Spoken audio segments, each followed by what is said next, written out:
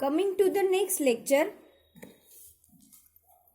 Bobby shoot the dog away. Bobby ने वो dog को हटा दिया वहां से।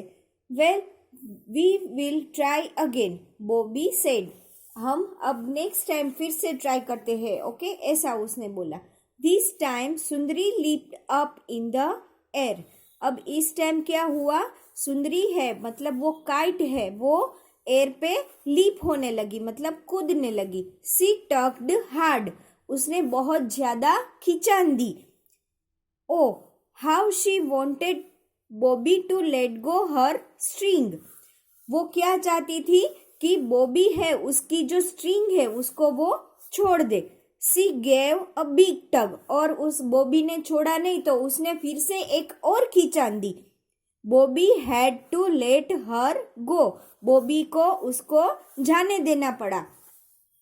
वी क्राइड सुंदरी, सुंदरी है वो चिल्लाई कि वाव मजा आ गया ऐसे।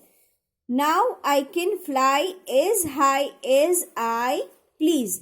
अब वो ऐसा बोलने लगी कि अब मैं फ्लाई कर सकती हूँ, अब मैं ऊंचे ऊंचे उड़ सकती हूँ जितना मुझे संतोष होगा। यहाँ पे प्लीज का मतलब है मुझे जितनी संतुष्टि होगी उतना मैं आगे आगे ऊंचा ऊंचा उड़ सकूंगी। क्यों? क्योंकि उसकी जो स्ट्रिंग थी ना वो बॉबी के हाथ में थी, इसीलिए वो जितना उसका मन चाहे वो उतना ऊंचा तक उड़ान नहीं भर सकती थी। इसलिए उसने क्या किया, वो उसको टक दिया तो डोरी है वो कट गई और वो हाई और अप एंड अप स्काई में चली गई।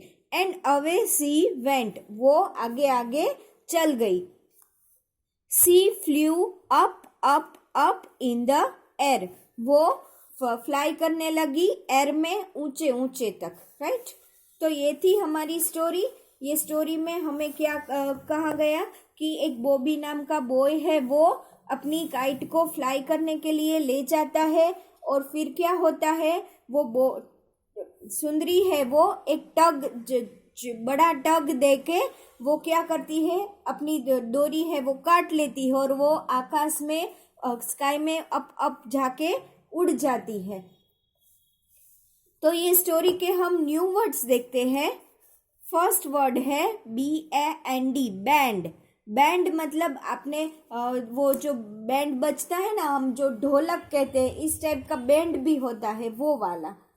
डीजी, डीजी का मतलब है चकराना, राइट। जो गोल गोल हम मेरी गो राउंड में कोई कब बैठते हैं तो क्या होता है, हमें चकराते हैं, तो इस टाइप का डीजी वर्ड है। स्माइल मतलब स्माइल देना। स्ट्रिंग, ये वर्ड है स्ट्रिंग, तो स्ट्रिंग मतलब डोरी। टग, टग मतलब खींचना। विंड, विंड मतलब हवा, जोरों से जो हवा चलती है उसे हम विंड कहते हैं। लेट्स रीड, ये जो सेंटेंस है वो रीड करते हैं। I feel DG on a merry go round, मुझे कैसा फील होता है, चक्कर आते हैं किस पे, तो के मैरी गो राउंड पे।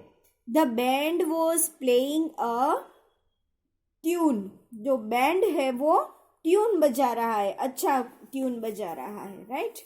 यहाँ पे जो वर्ड्स है, हार्ड वर्ड्स है, वो मैं अंडरलाइन करवा रही हूँ, तो वो आपको अंडरलाइन करना है और उसके स्पेलिंग आपको न्यू वर्ड्स है यहाँ पे तो दिए गए हैं, बाकी और जो एक्स्ट्रा वर्ड्स है वो मैं आपको अंडरलाइन करवा रही हूँ ताकि आपको ध्यान रहे, राइट।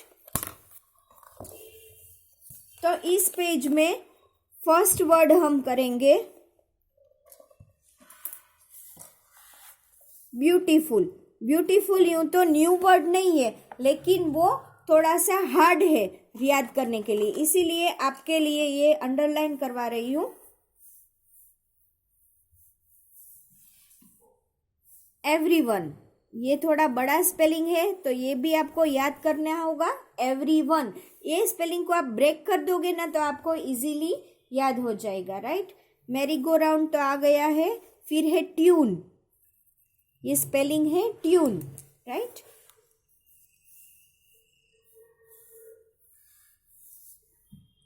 वुडन, वुडन मतलब लकड़ी का। स्पेस, ये क्या है वर्ड, स्पेस मतलब जगह, ओपन स्पेस मतलब खुली जगह। ग्रास, ग्रास का तो आपको पता होगा, ग्रास किसे बोलते हैं। जब हम गार्डन में जाते हैं वहां पे छोटा छोटा जो होता है ग्रीन ग्रीन ग्रास, राइट, वो ग्रास है।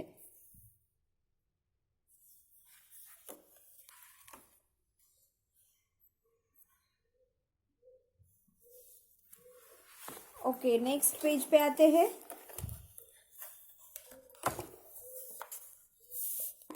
यहाँ पे है शू। तो शू हम जैसे एनिमल्स को शू शू करके जैसे भगाते हैं ना, वो वाला ये शू है। लीप्ड, टग तो हमें यहाँ पे भी दिया गया है और यहाँ पे भी हम अंडरलाइन कर देते हैं।